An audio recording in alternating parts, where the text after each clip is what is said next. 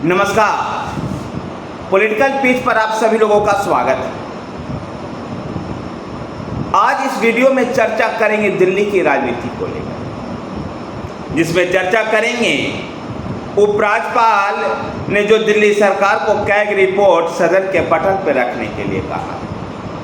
चर्चा उसकी करेंगे। चर्चा करेंगे कांग्रेस के दिल्ली विधानसभा चुनाव की तैयारियों को लेकर के। तो आम आदमी पार्टी से मनीष सिसोदिया अब चुनावी मैदान में जो उतरे हैं, चर्चा उसकी भी करेंगे। चर्चा इस बात की भी होगी कि दिल्ली में किस प्रकार से अस्पतालों में लगातार डॉक्टरों की हड़ताल से मरीज बेहाल हो रहे हैं। तो दिल्ली की हवा को साफ रखने के लिए 14 बिंदुओं पर summer action plan, winter action plan तैयार किया गया है। देखना दिलचस्प होगा कि दिल्ली में सरकार किस प्रकार से इन सभी चीज़ों को आगे ले जाती है।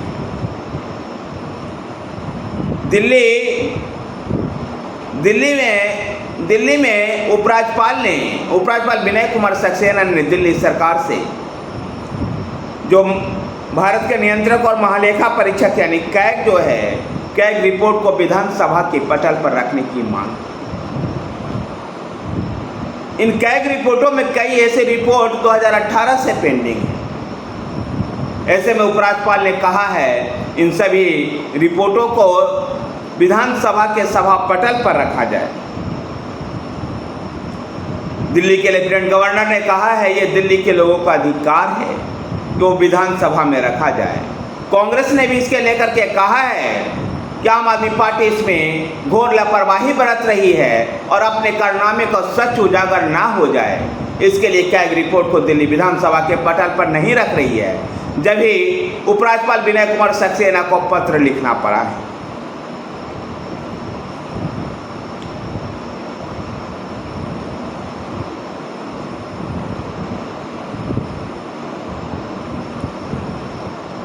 उपराज्यपाल ने दिल्ली सरकार को पत्र न लिख करके दिल्ली विधानसभा के अध्यक्ष को ये पत्र लिखा है। देखना दिलचस्प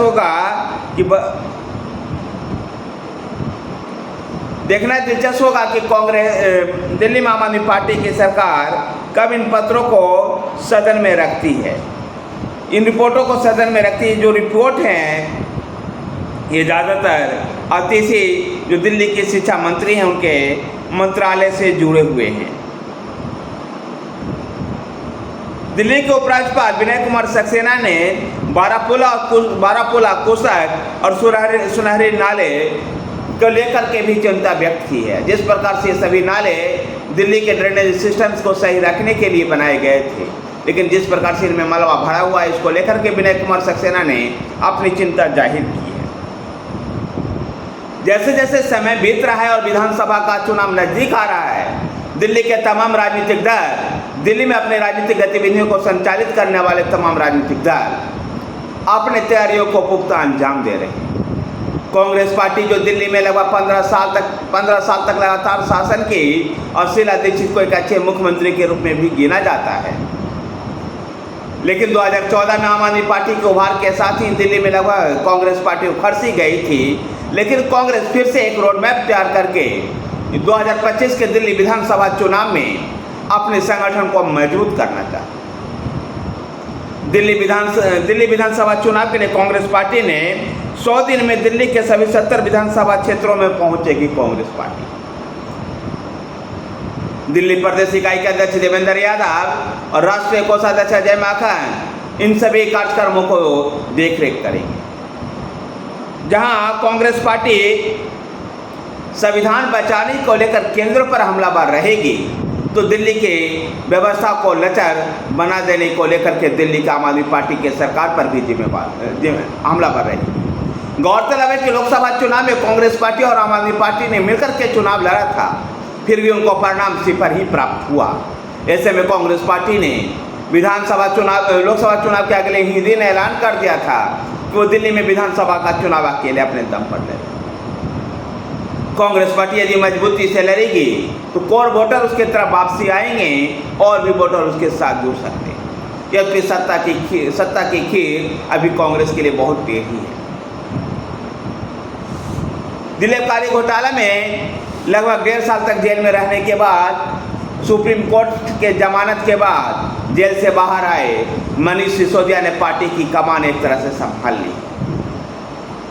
दिल्ली विधानसभा चुनाव की तैयारियों के मद्देनजर अब जमीन पर मनीष सिसोदिया उतरना शुरू कर दिए। ग्रेटर कैलाश में उन्होंने पद यात्रा की शुरुआत की और मनीष सिसोदिया धीरे धीरे आगे और विधानसभा क्षेत्रों में जाएंगे।